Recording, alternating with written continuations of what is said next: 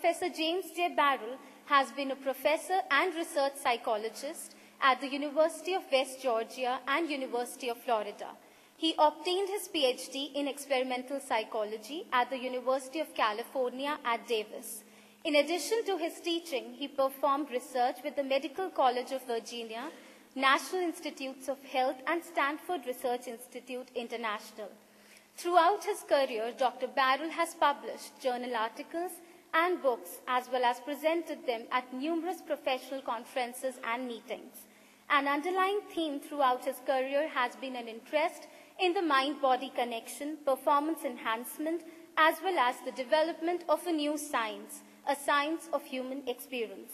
He is currently a consultant for application of experiential methods to psychology and neuroscience. He is also a personal and interpersonal consciousness growth facilitator. Professor Barrell, in his book, co-authored with Dr. Donald Price, titled Inner Experience and Neuroscience, published by MIT Press in 2012, adopts a very interesting approach to integrating inner experience with scientific methodology. They put forth the idea that it is best to capture the phenomena as narrated by the co-investigators themselves, as first-person experience or the inner phenomena, rather than doing it on a certain selected subject meditationist, whether he's a Buddhist monk or Franciscan nun or whatever, and wiring the head of the person and then getting the neural signature through EEG or other scans, which is in fact a third-person evidence. The first-person phenomenology, first-person inner experience as a reality when subjected to third-person investigation, as is accepted in science, becomes the best way to wed the Eastern philosophy with the neuroscience or cognitive science of the mind. All of us are eagerly waiting to hear Professor Barrell's inaugural talk entitled Inner Experience and Neuroscience Merging Both Perspectives. Professor Barrell, please. The aim of this talk to present a science of the human experience. And by experience, a lot of times I think we're sort of confused about, are we talking about consciousness? Are we talking about mind, mental activity? And when I mean by experience, the thing that's happening right now with all of us right here together.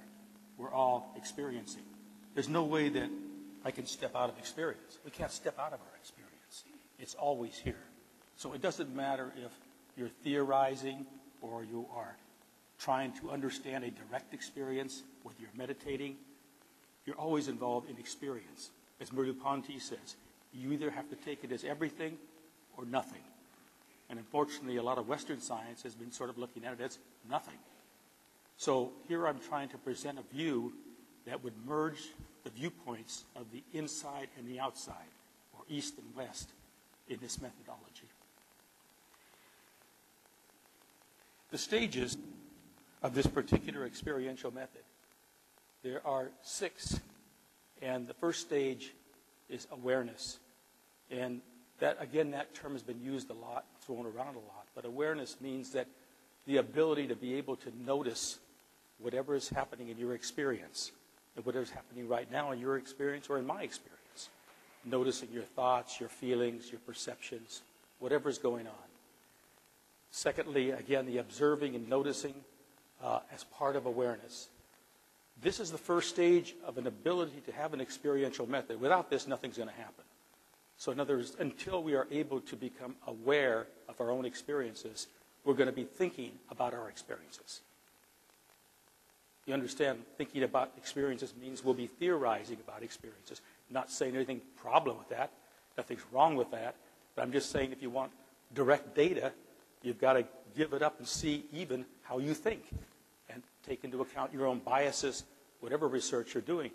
So it's that ability to be aware and to step back far enough to notice our thoughts, our feelings, our perceptions, the environment, our relationships, all that. And that ability to step back, of course, there's many different forms of meditation, mindful meditation, relaxation techniques, whatever it takes to at first sort of slow down and be able to notice what's going on. The third stage, describing and reporting, once you've noticed the data, once you see what's going on, the next issue to have a science of the experience is to be able to know how to describe it. And this is the crucial phase, because we're not talking about interpreting the data, but trying to get life on paper. Exactly what's going on right now. Are you feeling bored? Are you excited? Whatever's happening. And if you can note exactly how you feel, I'm getting tired, or I'm hungry right now. You see? In other words, no interpretation, no poetical response here, just a direct presentation, first person, present tense of the data. First person, present tense of the data. So what this means essentially is when you're noticing this, it may not be right in the moment, this moment. It may be an immediate retrospective or reliving of an experience that just happened. It just happened. But again, it's this stage of observation or awareness. Next, how to report that experience. Once you have the written reports and data, the next question becomes, how do I understand this stuff? How do I put it all together? And now we reach the stage of common elements and ask questions about, if I want to study a form of meditation, for example, I'd like to find out what are the common factors in this particular form of meditation. It doesn't matter what situation I'm in. It makes no difference. The situations can vary, but what are the essential factors every time I have this experience that's going to happen? When I'm anxious, every time I'm anxious, this particular aspect of my experience is going to be happening. And you find the common elements across different situations. Once you do that, you can understand that experience. And that experience could be anything. It could be the experience of freedom, of will, of motivation, of emotion. Could be anything. So the idea is to observe, report, understand. It's like 1, 2, 3. Once you get to the common factors, the next question is, can we agree on these common factors? If we become co-investigators together, and can we, as co-investigators, agree on what these common factors are? Now, some of these we'll say are idiosyncratic. Oh, they're different for you than for me, but there's certain overlap. And if we can find the overlap among the intersubjective investigators, we can start to find those common factors. So we're reaching a group consensus. If you get a group consensus among co-investigators, you can come up with common factors that can become testable. And at that point, you can also start to merge the qualitative with the quantitative. When you come up with these common factors, you can say, hey, can we measure this stuff? Can you actually measure these things in experience, such as desire, expectations? Can you measure that? Say, yeah, of course you can. Okay? So we reached this sixth point of merging quantitative and qualitative by starting with a qualitative investigation of our experience, then asking the question, can we now begin to measure that? And many of you are familiar with psychophysical techniques. This is like measuring in like magnitude estimations and so forth, that you can measure, for example, how much do you want something or how much do you expect something. And so these particular aspects of a phenomenon are all measurable. So we're talking about the brain imaging, using psychophysical methods and other scientific methods, whatever. What I'm trying to do here is to show you that the experiential orientation of the East and the meditative techniques and so forth, and the use of awareness can be merged with the methodologies of the West. They can be merged, East, West. Now, going into this a little bit more carefully, we're looking at awareness. And what is awareness? And awareness is being present to the experience. It's being right with this moment, right now. Right now. And noticing whatever is happening right now. That observing and that noticing is what's going to provide the data for the science of a human experience. But we have to, in some sense, sort of get out of our head and even notice our head. And notice the thoughts, the feelings, sensations. You become like a witness of whatever's going on. And then you get some very interesting information that can become the basis of a science of the human experience. Here's some water lilies. And just as an example of trying to clarify what awareness is, to understand that. It's not the same as paying attention. So looking at these water lilies, you can begin to see that if you just looked at a water lily, as paying attention to it, you could pay attention to that water lily, and the arrow's showing you go in one direction, like I can pay attention to you right now, or you could pay attention to me. There's kind of a distance there, right? When you pay attention to something, you kind of feel like there's sort of a distance between where you're at and what you're paying attention to. There's you attending to the target. Okay? Now we got absorption. Another aspect and state of experiencing is when you become absorbed in something. You look at this flower, and all of a sudden you can become so immersed in it, you can lose yourself in it. You can become totally absorbed in that. You could say one with it, but you could become one with a television program and lose yourself in a movie. It happens all the time. We're being absorbed all the time. I mean, this is happening now. Okay? I'm just saying. Absorption is kind of a mode of living. Or you could maybe step back and start paying attention, looking around. Oh, what's going on? You know, where you're at. So we've got attention, absorption. Those are kind of normal flow of everyday life. And then, part of this is like thinking ahead, the future. What am I going to be doing next? Past, where have I been? Past, future, absorption, attention. Past, future, absorption, attention. It becomes a rhythm of everyday, ordinary life. So, awareness. Can we be present to whatever's happening? Can I be present to you now? And can you be present to me? And when we feel presence, we're experiencing what I'm calling awareness, that we're in the moment, being present to each other. If we can enter that state of presence, there's no more separation between any of us. We're all in the soup together. We're all in the soup of consciousness. So awareness is a noticing, a sense that I am here noticing. Meditation is a good example of sitting, noticing whatever's going on. But there's a sense of presence to whatever's going on. Presence. Not self in the usual sense. Like self, Jim Barrell. Not self. We all have a name. No, that's still in the head. That's still based on memory and all kinds of stuff, as the last speaker mentioned. No, this means just simple presence. I'm here. You're here. That's it. That is the objective witness. That's being truly objective. Western science always wanted to have an objective observer, so you dress up in a white lab coat and you pretend like you're an observer. That's not objective observer. Objective observer means being able to be aware impartially to whatever's going on, simply, impartially. I'd like us just to take a few moments and just shut our eyes just for a few moments and get in touch with just noticing whatever's happening in your experience. It could be thoughts. It could be a feeling. It could be a body sensation, a feeling of your feet on the floor. It doesn't matter. Just let's take a few moments to shut our eyes and just notice whatever you're feeling, whatever it is. Thoughts. See if you can relax back into being just a witness.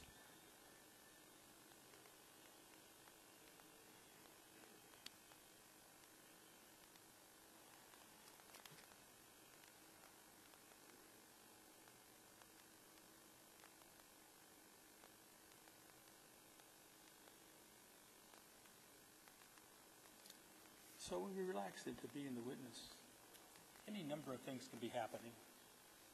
Nothing may be happening. You may just have an empty mind. It's fine. Could be blank. Of course, another interesting question is, who's the observer? That takes us to a whole new place, so I'm not talking about that. Okay? We're talking about a science where we get information. Observing and noticing inner experiences. But describing and reporting, we're talking about first-person present tense. And we're really talking about an ability to describe whatever is going on, like in the case of feeling embarrassed, for example. If you feel embarrassed, you feel like that you're being looked at. You're being observed. And embarrassment is the outer view of you, the outer view. When you're angry, total inner view. You're completely wrapped up in your view from your embodied position. But when you feel embarrassed like that, or feel guilty, you step out of yourself and you view yourself as a third person from the outside. So there's different viewpoints. In experience, there's an inner viewpoint and an outer viewpoint. We flew Air India into Delhi, and it was the first time I experienced that they had cameras at the front of the plane so you could actually see yourself going down the runway. And that was really fascinating because this is the inner viewpoint. Here we are going down the runway. And, a lot of the, we talk about American Airlines and so forth, you're seeing the plane flying as if you're outside from the outer viewpoint. You see, you can see the plane from the outer flying around, or you can be in it, actually in it, and viewing it from the inside viewpoint.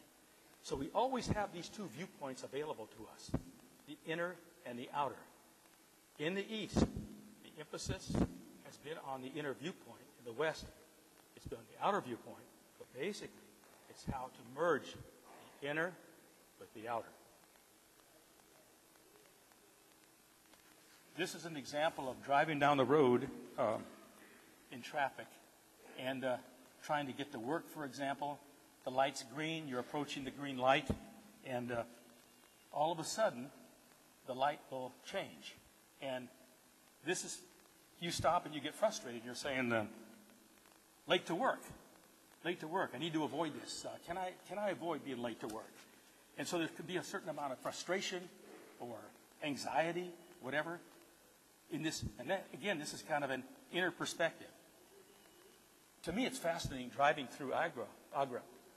Driving through Agra, it's like an amazing experience. Okay?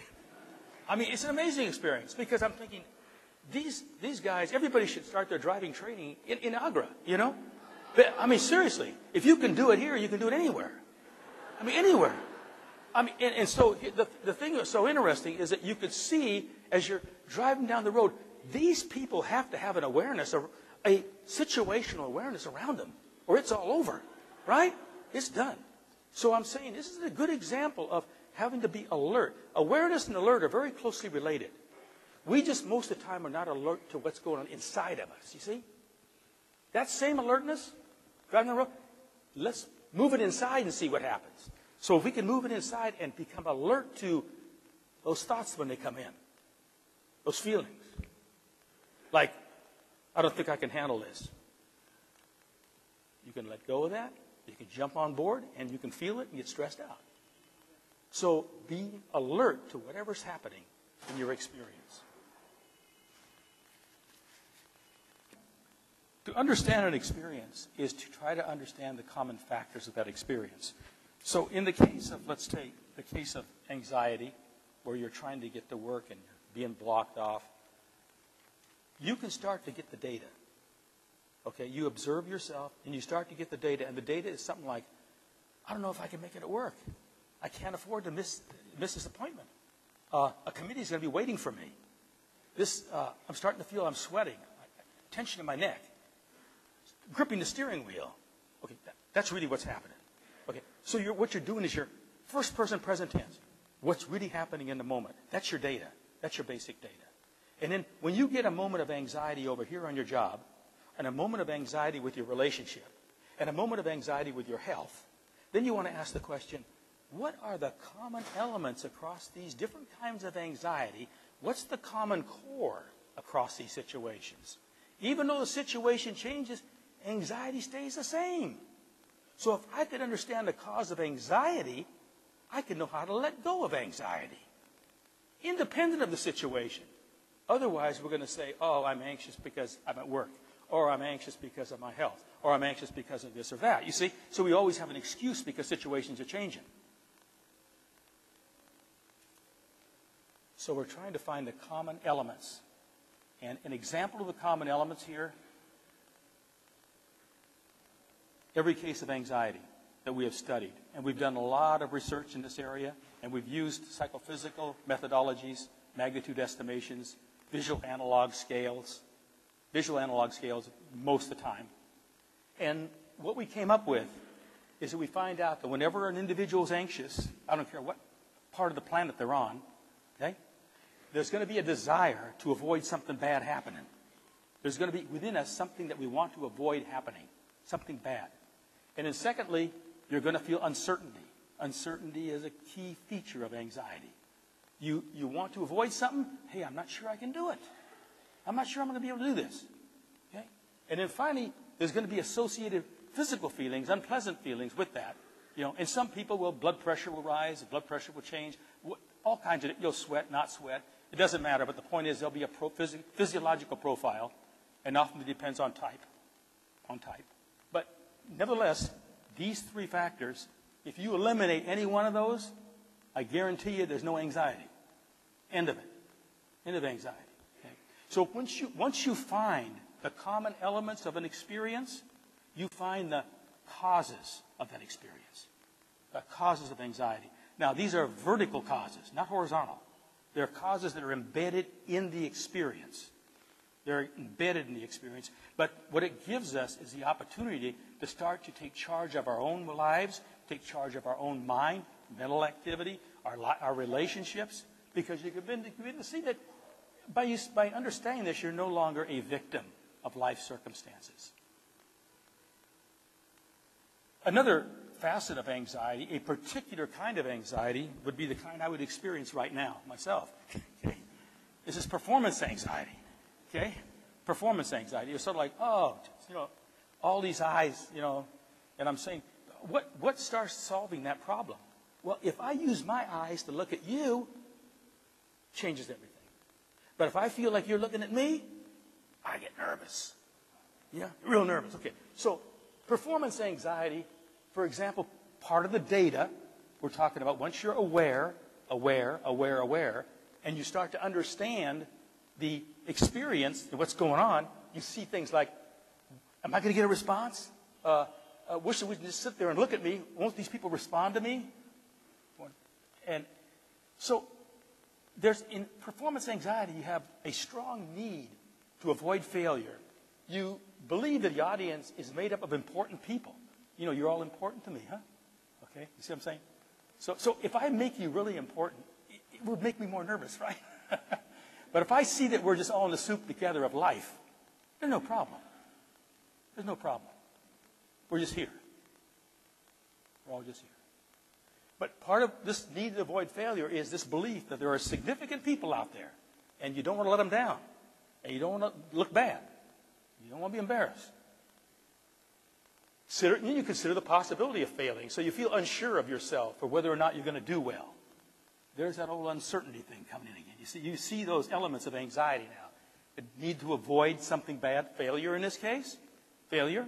And here you have the uncertainty of doing well. And finally, there's a sense of you're focused on yourself because you see you experience all the eyes on you. So you're sort of like aware of yourself up here, kind of uptight, Okay. That's anxiety. Okay, so that's performance anxiety.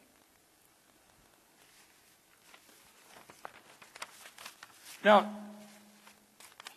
once you come up with these factors and you have what we call intersubjective agreement, group consensus on essential factors, what you're really trying to say is these factors in the descriptions, you pull the factors from these descriptions, first-person reports, and you pull these factors. Now, some of these factors will be written out. I feel unsure of myself. Now, you could say, well, that's uncertainty, right? I feel unsure of myself. Or I wonder what's going to happen. That's implicit. That's not explicit. That's implicit in the experience. I wonder if it's going to happen. Well, I wonder if it's going to happen. That's uncertainty again, only stated differently, right? So you can state this. The same meaning can have different presentations there, you see? So if you can look at the data implicitly and explicitly, you can weed out those common elements. Weed out those common elements and bring them out. All participants are to reach a consensus on an agreement of these common factors. If we all agree on them, as co-investigators, we can go out and start to test these as hypotheses. We're basically generating hypotheses here. So a couple of hypotheses that would be an example would be, first of all, a desire to avoid a negative consequence, an uncertainty of avoiding them, and associated unpleasant feelings. All these factors here are all necessary and sufficient for anxiety. Necessary and sufficient. Now, you know what I mean by necessary and sufficient? In other words, if all these are there, you're going to have anxiety. So if all the factors, if the desire to avoid the uncertainty and the unpleasant feelings are all there, then you're going to have a feeling of you've discovered the causes of anxiety. Now, each one of those are necessary but not sufficient. So it requires the whole bundle of them. Merging qualitative and quantitative testing hypotheses. Okay, so we've got a situation here where we're interested in taking this data, these elements, and we're trying to find out what is it that we can do with these qualitative statements that are really hypotheses. And one qualitative hypothesis would be that you feel uncertain, and uncertainty is necessary but not sufficient for performance anxiety. That is a qualitative statement. It's not quantitative.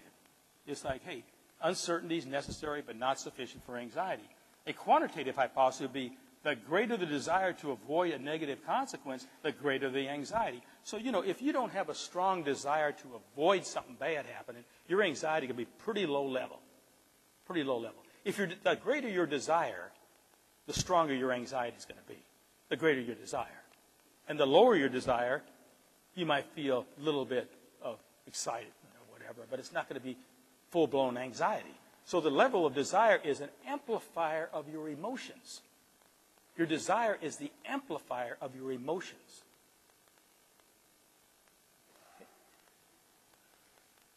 Merging qualitative and quantitative testing hypotheses.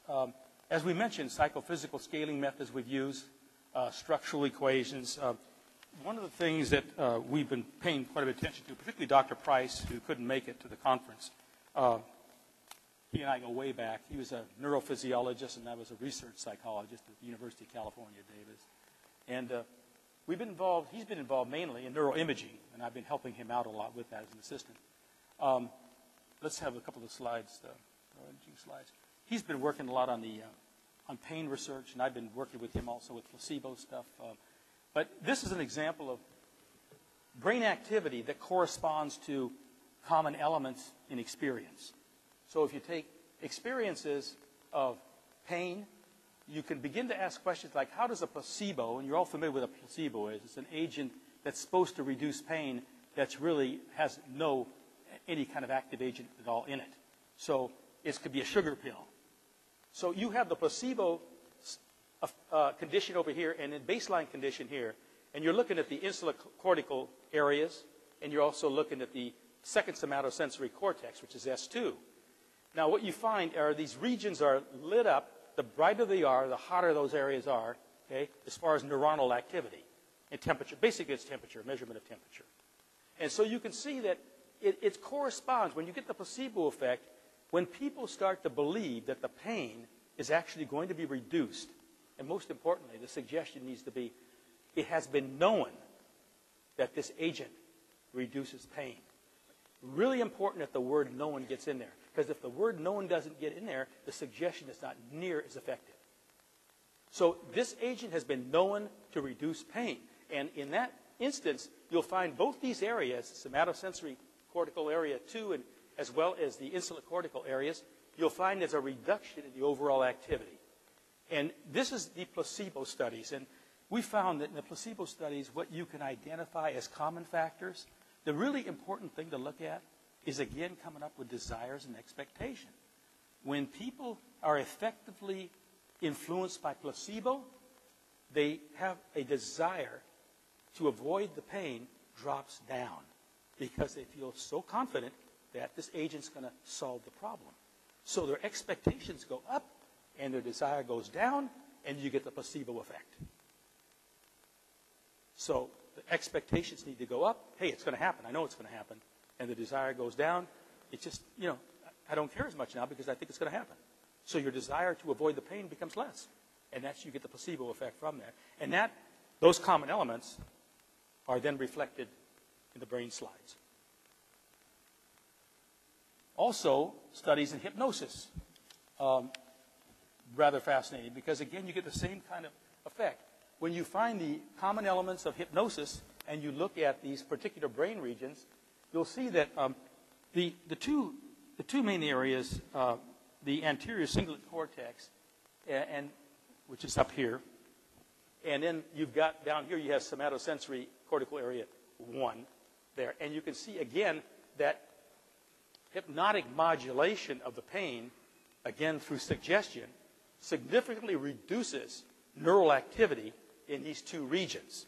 So there's a correlation between these hypnotic suggestions that are given, and I shouldn't just say suggestions. Remember, the suggestion has to be experienced by the person it's being suggested to, right? The important thing is, how does the person experience the suggestion?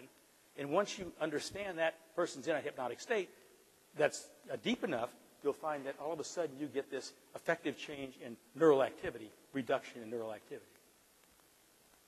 This is an example of the common elements in hypnosis. So if you were effectively hypnotized, by the way, it happens a lot to us, you know. It could be happening now.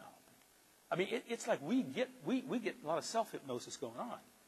And it's when you get into that, remember that absorbed state we were talking about? Like, you know, you just sort of, number one, absorb focus on one or few targets. To be hypnotized, once you're hypnotized, you're just totally, your range of attention does this, as opposed to this. Feeling of relaxation, mental ease, no judging, no monitoring, no censoring, suspension of the usual orientation of time and self. Your self becomes totally different. I mean, it's a totally different experience. So there is no concern. The thing that's interesting, if you suggest the person's arm is going to be raising, and their arm starts to go up like this, their experiences, they're not doing it. They're not doing it.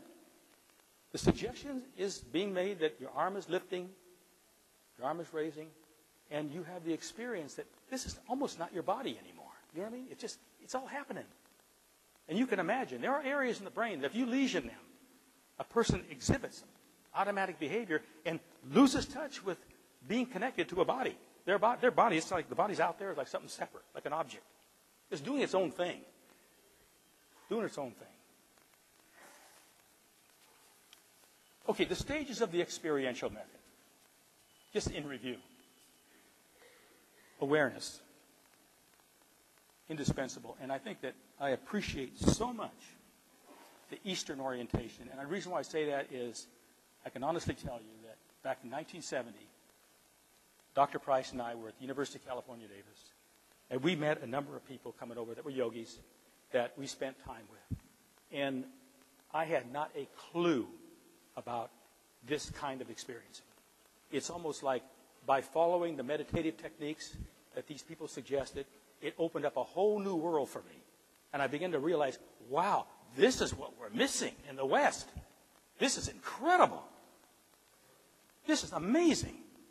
And it's like waking up. Where have I been all this time? And suddenly that opened up a lot of other possibilities for us as researchers. We started to bring in phenomenology. Some of the works of Merleau-Ponty, some of the works of Jean-Paul Husserl. We brought some of them because basically these people were talking about how to describe experience. Okay, they were very descriptive. But nevertheless, the opening had to do with awareness and had to do with the Eastern orientation and begin to realize that this was an aspect of our training and our education that was totally missing. It's not there. You can go through and get a PhD and everything in psychology or whatever and never have any sense of understanding yourself, the inside viewpoint, the way you think, the way you feel. It's not there. It's not there. We believe in the West that we want to have high self-esteem. And high self-esteem means you want to build up your name and your ego as much as possible. Okay? And it's like you want to be inflated. And that's fine. But the problem is, of course, is when you start going that route, all the problems we have on the planet, like greed and everything. Greed's a big one, right? And it has to do with we have a sense of ourself being separate from each other. That's a real problem because we're involved in a self-concept. We think of ourselves as nothing but a concept, okay? And your concept, different than my concept, there's a space between us now. But once we get past the self-concept, and we get right here and just feel ourselves now. Once we get past that, then we start to get the sense of like, you know what? It's all connected here. Breathe in the same air, right? Spinning on a planet. All this is all happening. Come from microscopic cell. Miraculous stuff. All of us. Amazing.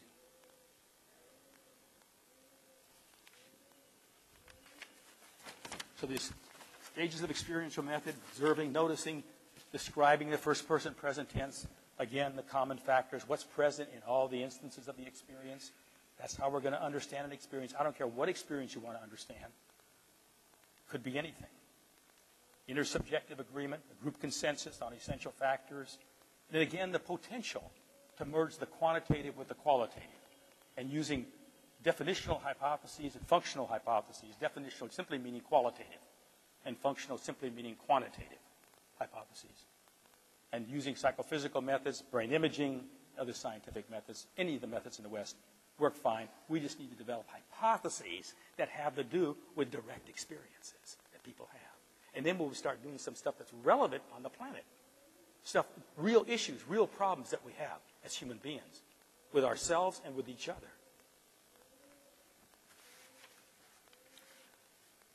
Now, for a deeper understanding of some of these common factors, which are all very familiar, I think, in the East particularly, we're looking at approach and avoidance goals, desires, and expectations. These three factors come up, they come up a lot.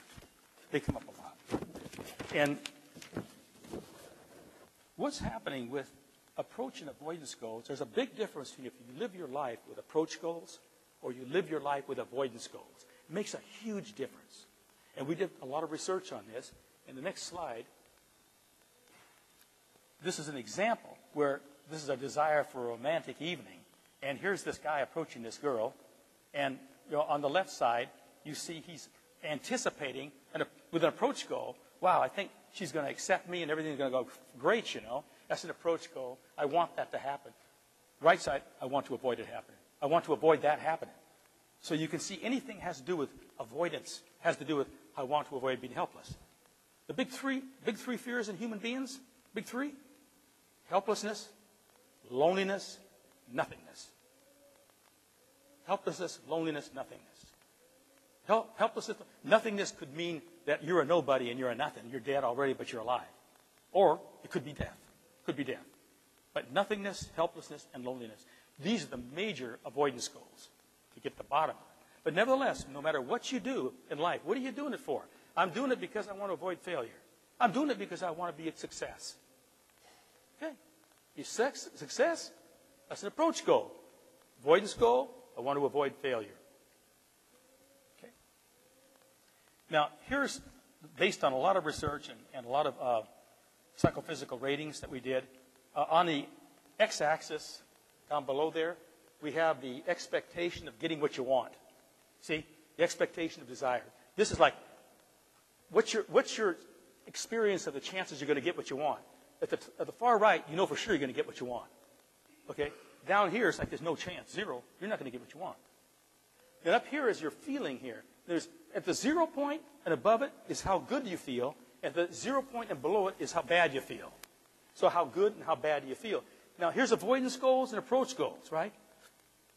With avoidance goals, when you're trying to avoid something bad happening, what these curves show you at two different levels of intensity, what they show you is that you have to start feeling almost certain before you start feeling good.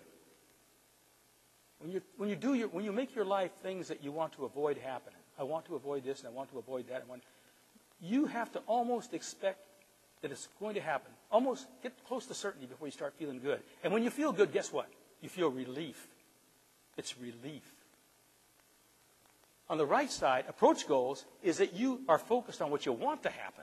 And when you're excited about something, you say, wow, I can't wait to do this. I can't wait to do it.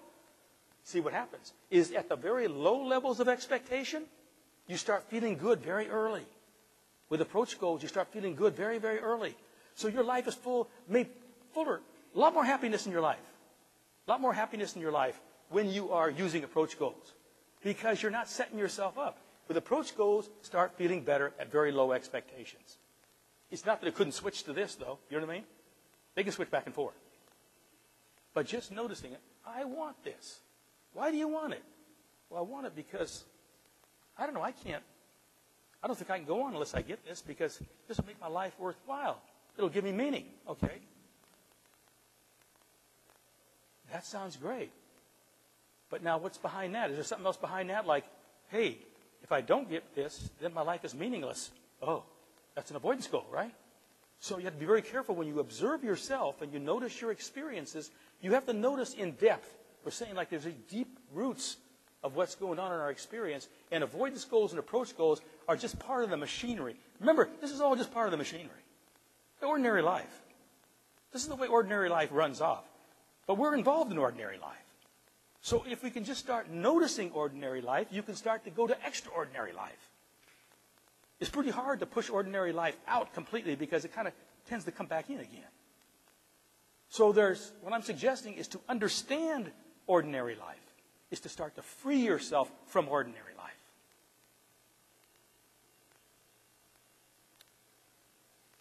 Let me run all of us through a certain set of emotions and just check it out for yourself and see what you can find. But I want us all to, again, just take a few moments to shut our eyes and imagine something you really want. I mean, try to get in touch with something that you really want that you don't have. Just something you really, really want that you don't have. Okay? It could be anything. See, it doesn't matter what your goal is here. The goal doesn't matter, the type of goal. All that matters is to imagine something you really desire. Desire is what matters here. Okay. So let's take a few moments and think of something you really, really want.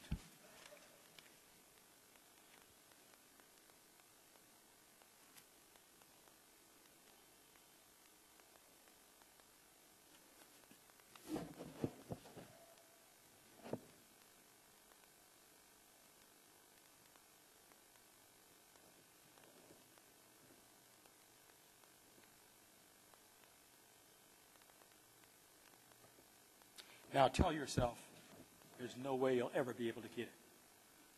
Ever. But keep your desire. Keep your desire. Don't let your desire go, I mean, you have a freedom there. So if you expect that, you say, I really want this, no way I'll get it. Oh, therefore I don't want it anymore. Okay. No, I'm saying, no, keep the want. Keep the want. Keep the desire, and have the expectation that you'll never get it. Never. Put that desire and that expectation together. D plus E. Desire plus expectation equals depression, despair, depending on how strong your desire is, right? Your desire is too high, then you won't be feeling that bad.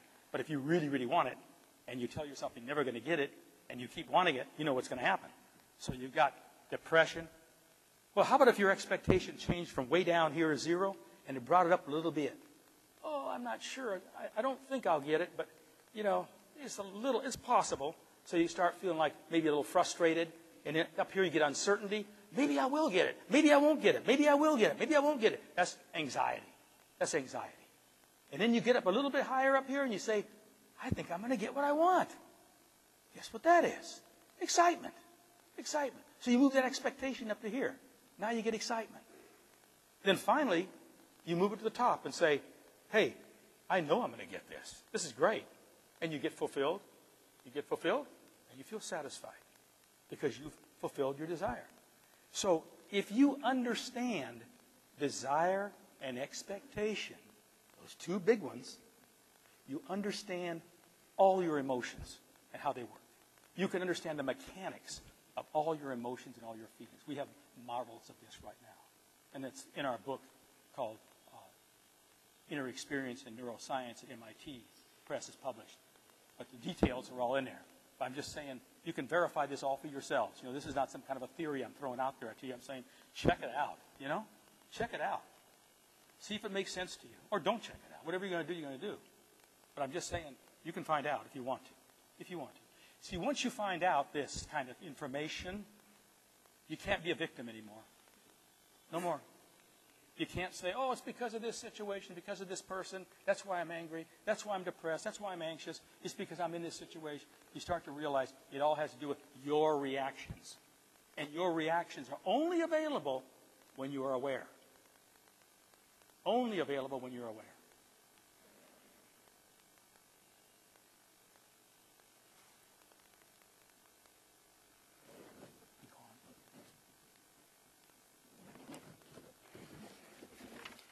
So,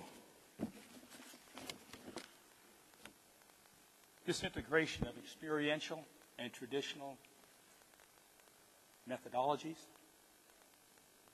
really, it's the same problem and the same issue of what we talk. It's a hard problem in consciousness research.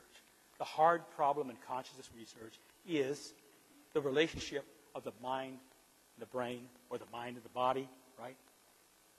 And we can start to become more and more sensitive. From an outer viewpoint, we can start to increase our sensitivity to the point that we can actually reach quantum levels of understanding. But we're still doing this from the outer viewpoint. I'm just trying to say, nothing wrong with it. I'm not saying anything wrong with it. I'm just saying, as long as we understand, we're not in the inner viewpoint yet. We can become more and more sensitive as we understand matter at different levels. But we're still outside looking at matter from an outer viewpoint. Inner viewpoint is when you are able to deepen your awareness within yourself, and particularly yourself and who you are, and back in as a witness and notice all the information that's available. Now it's a whole different thing. I've always said, like you look at Western science, and this is no criticism of Western science because beautiful things are being done in Western science. I've been involved with that for a long, long time. And so I really do appreciate it. But if you notice, as we go out, what happens is the complexity of things start to increase. And so almost we deepen the mystery of things. Multiple universes. I'm just saying, it gets to be so incredible, and you could say, hey, there's a real aesthetic to this. It's beautiful. It's fantastic. And so you're opening up with science more and more of this information going out. But if you want to know what is, if you want to find out something about what really is, you have to go this way. Go this way. And so you ask the question, who am I? That's the fundamental question. It's the fundamental question. There is no other fundamental question. Without that answer, everything else is like, what are we doing? A lot of fantasies going on. A lot of imagination going on. So until we understand that basic question, who am I? Who am I at the core? So this is a question not necessarily for practical research, but a very important question in our lives. But as you do the research, you'll start to feel more and more like that becomes available to you. As you do the experiential research, what becomes available to you is an increasing awareness of who you really are. Because you're not identified anymore with what's out there as your name, your history, your personal history. Nothing wrong with your personal history. Nothing wrong with your name. It's just that it kind of comes and goes. You get a blow in the head and you forget who you are. It comes and goes. The self comes and goes. But when you go inward and you get that sense of presence and the sense of that being solid in you, and people call that realization. That's not knowing who you are, it's realizing who you are. It's not a knowing. Any kind of a knowing means it puts it out here separate from you. To know something is to separate you from the knowing. But a realization is you live it, you are it, and there's no question anymore. It's over. It's over. So the mystery, instead of opening more and more, goes in that direction. Oh. What's going on?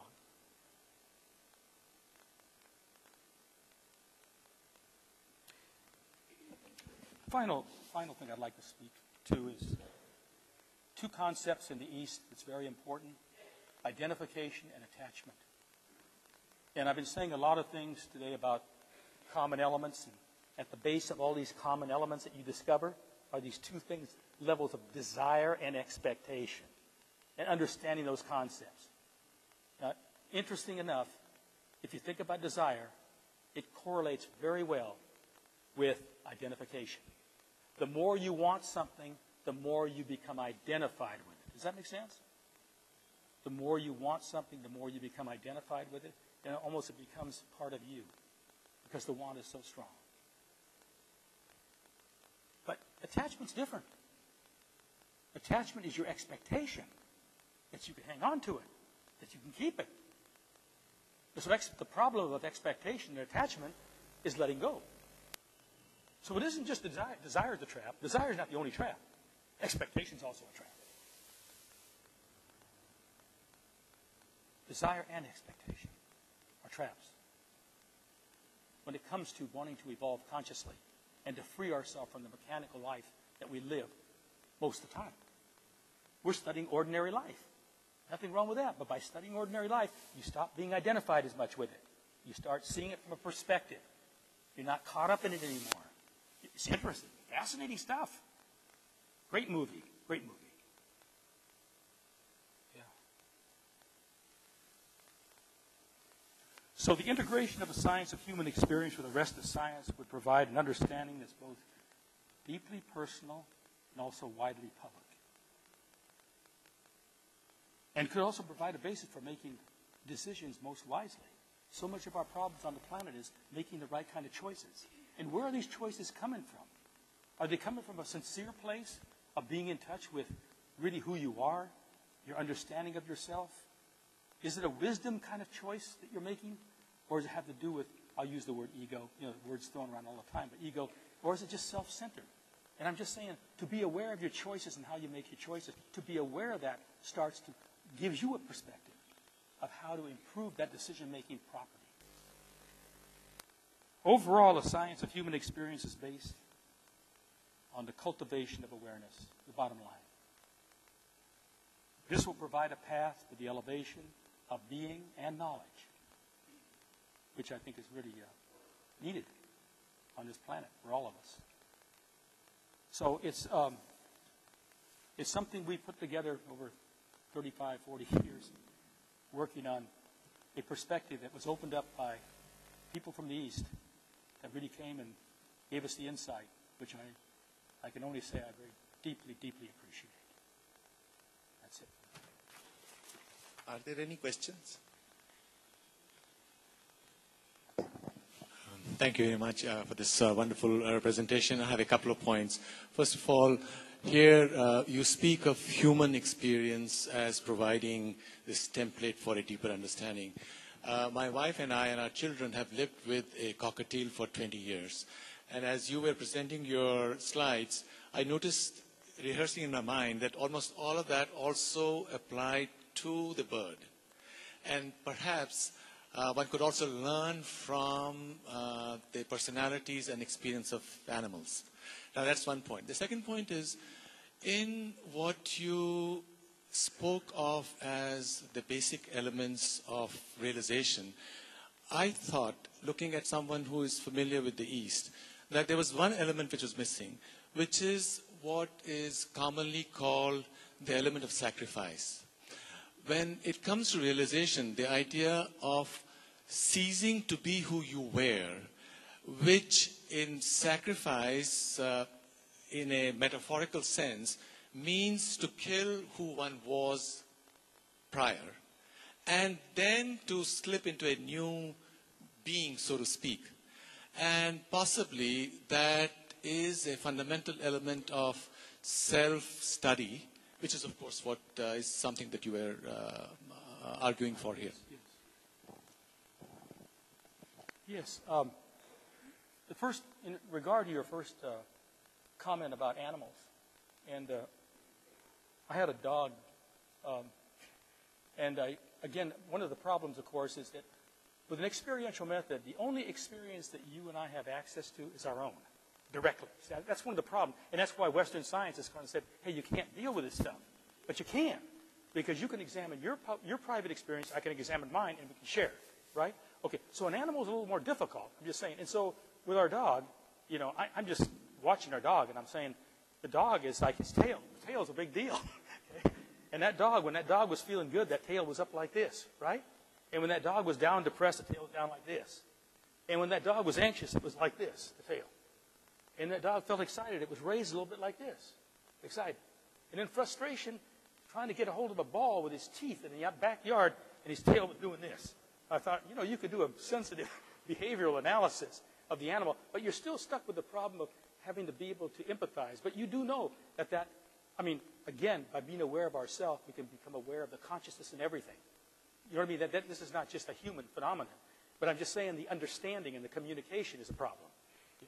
And as far as service, I think that's very important. And I think it's important that once you can start to change your sense of who you are, and you start to realize that you're part of everything and everybody else. When you have that loss of boundaries in the typical sense, it's easy to be of service because what I do for you, I do for me too. I mean, it's not like I'm sacrificing. I'm not sacrificing anything because I'm it, and you are it too. So we're all it. I'm just saying. So there's no sacrifice to it. Now, there is a sacrifice to it earlier on. Don't get me wrong. Earlier on, you probably have to make some sacrifices because the ego has to weaken itself to the point where it can surrender. That make sense? Yeah, I do see that point. But perhaps what I was really trying to put across is this idea that a lot of the inner experience is eventually paradoxical. And sacrifice, the concept of sacrifice is paradoxical. Because how can you want not to be who you are? Because that is something terrible. Because you were talking of nothingness. Certainly, that is something to be avoided. But paradoxically, in order to live, you have to die. Do you see that? So that's that sacrifice that I was alluding to. Exactly. And therefore, we do have to come face to face with many different polarities which embrace within themselves opposites of different kinds. That's right. And that is very fundamental to inner experience. I agree. Thank you.